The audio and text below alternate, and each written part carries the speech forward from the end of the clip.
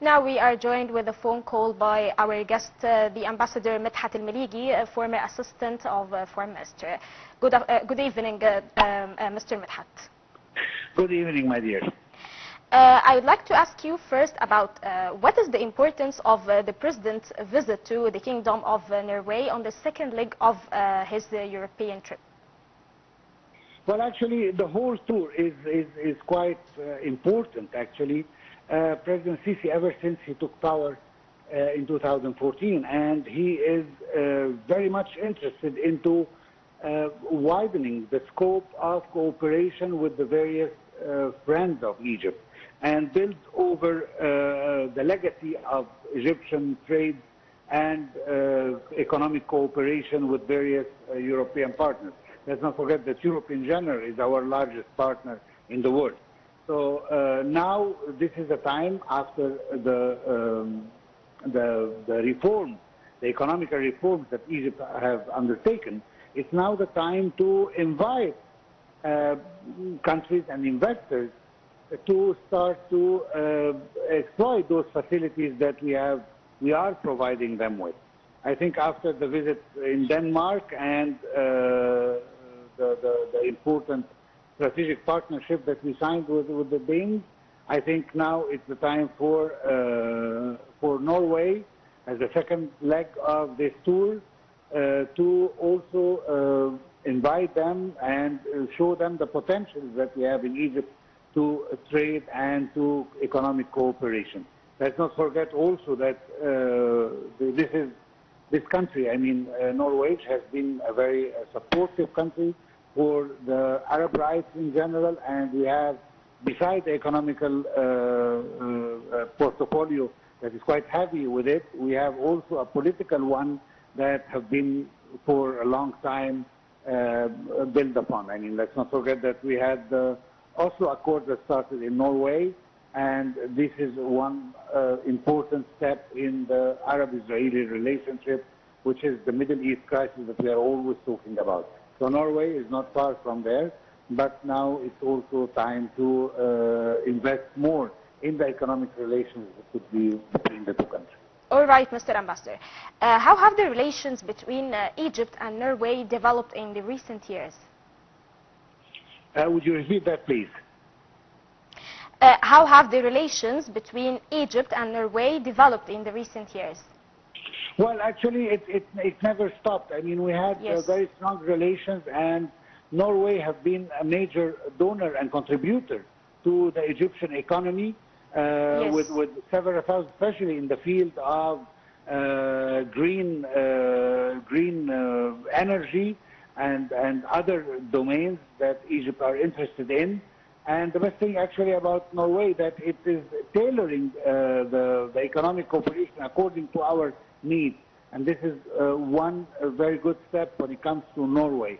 So I believe that President Sisi wants to exploit this to have more beneficial terms with the Norwegians, and I think that we will have very fruitful meetings there. And also I hope that we will sign a good memorandum of understanding and preferably a strategic partnership also with the Norwegians. Yes. What is the nature of the economic relations between Egypt and Norway? Well, actually, when it comes to Europe in general, we have a lot of fields. As I mentioned earlier, the energy, especially the green energy, is one of the major fields that we are dealing with in Norway, and also in the humanitarian field, education field. I mean, there are several sectors that Egypt is interested in, and Norwegian is actually helping us with it. And maybe we can enlarge the scope with the offers that President Sisi will be offering to the Norwegians, such as the economical zone in the Suez Canal area and other projects in Egypt. Of course, it will not be like the major projects that we are having with the Gulf countries, but it will definitely be substantial projects that will be beneficial for both countries. Yes. in the sidelines of the visit of President Abdel Fattah el-Sisi to Norway, how this visit will affect the Norwegian investment opportunities in Egypt? Well, I think that the most important thing is what President Sisi is going to be offering. I mean, we have taken a lot of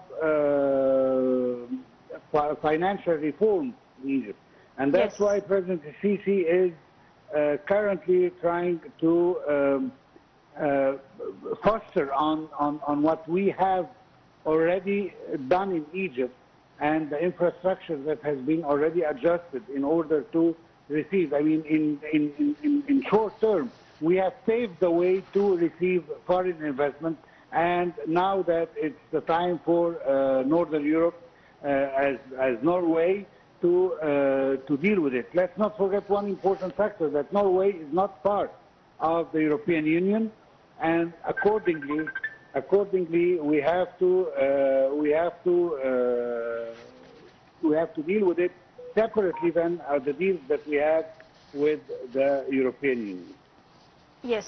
Mr. Ambassador, I would like to ask you about how might the Norwegian companies will benefit from Egypt's growing role as a hub for trade in the Middle East and Africa. Exactly. I mean, Egypt, when it comes to offer the platform that we have here in Egypt in economy, I mean, we are not just talking about Egypt. We are talking also about the possibility of having projects that will benefit both countries in the field of dealing with Africa as a large continent. So Egypt can be used as a door to Africa from the Norwegian. Let's say that we have the infrastructure that could be used by the Norwegian to more integration into the African continent, especially that we have already explored this possibility and we know the market there, so we can help the Norwegian to have better relations with Africa, and this is of course something very important to the Norwegians. Yes. Mr. Ambassador, how do the President's foreign tour support the cooperation between Egypt and the European Union? Well, I think that the most important step that has taken place recently, that we have received the head of the European Union and a large delegation from different European countries. And this shows the importance that these European countries are giving to Egypt. So the situation with the European Union is getting better and better. They are having more trust into the Egyptian economy. We have worked hard in order to reform our economical platform. We have better roads and better infrastructure, as I said. So now we are ready to gain the benefits of what we have previously done. Egypt have worked hard already, and we as Egyptians also paid a heavy price in order to reach what we reach today. So President Sisi is now aiming to build on the reforms that happened in order to attract more investment in Egypt, and I think that's why he is doing his tour. Part of it is with countries that are in the European Union, as we've seen in the case of Denmark and later on in Ireland as well, and part of it are outside of the European Union, such as Norway that is visiting right now. Yes, Mr. Ambassador. On the sidelines of this visit also, how it shapes Egypt's rules in the international community, particularly in the light of the current geopolitical tensions? Well, the situation actually is extremely tense and extremely dangerous. And actually, one feels extremely sad because of the situation, regardless of if we are supporting the change of regime that is taking place currently in Syria or not. But let's not forget that Syria was, to a certain point, a proxy war for several countries. We have countries that have interest in grabbing parts of Syria, unfortunately. We have, of course, the Americans who have already occupy part of Syria. We have the Russians who have Yes. also interest there. We also have the Turks who are having their own problem with the Kurds in Syria. And of course we have Iraqis. So I mean the situation might turn to be very, very dangerous to the whole region of the Middle East. What we hope for is that the Syrians can contain their problems, their inside zone of war right now, the civil war actually that might be taking place, although it's calming now, a civil war.